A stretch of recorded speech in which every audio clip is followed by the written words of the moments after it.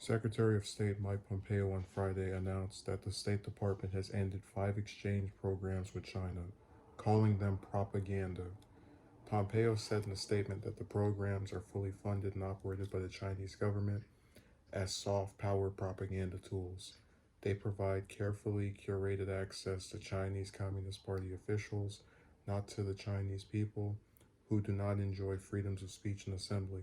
The department terminated the Policymakers Educational China Trip Program, the U.S. China Friendship Program, the U.S. China Leadership Exchange Program, the U.S. China Trans Pacific Exchange Program, and the Hong Kong Educational and Cultural Program. The programs were conducted under Section 108A of the Mutual Educational and Cultural Exchange Act, which allows federal employees to travel using foreign government funds. The United States government welcomes the reciprocal and fair exchange of cultural programs with Chinese officials and the Chinese people, Pompeo said in a statement. But one-way programs such as these are not mutually beneficial. Pompeo announced the move with less than 2 months left in the Trump administration, as relations between Washington and Beijing remain strained. President Trump has battled China over its trading practices in response to the coronavirus outbreak, while members of both parties have said the U.S. should confront China over various other policies and actions on the world stage. In an op ed in the Wall Street Journal on Thursday, Director of National Intelligence John Ratcliffe warned that China is the number one national security threat, saying Beijing intends to dominate the U.S. and the rest of the planet economically, militarily, and politically. That's really ironic for someone from America to say, as we're bombing 7 countries and China hasn't been in the war since '79, but okay. Um,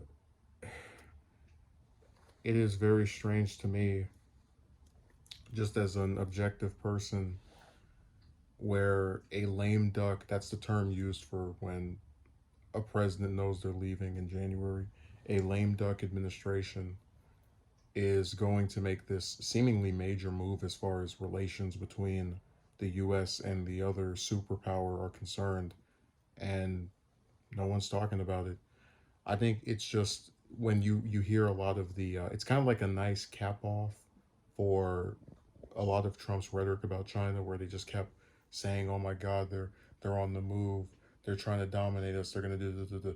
It's them trying to ratchet up tensions again and make things a little bit more difficult for Biden as they're counting their last days of nonsense.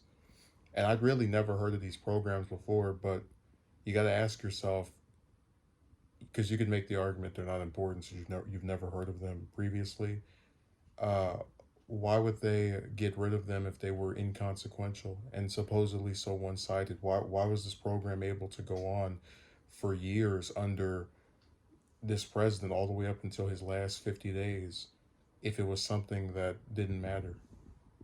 Now think about it. He had a whole term to get rid of that, and it just stayed all the way up until the end. Now he doesn't want to do it anymore. I find that very strange.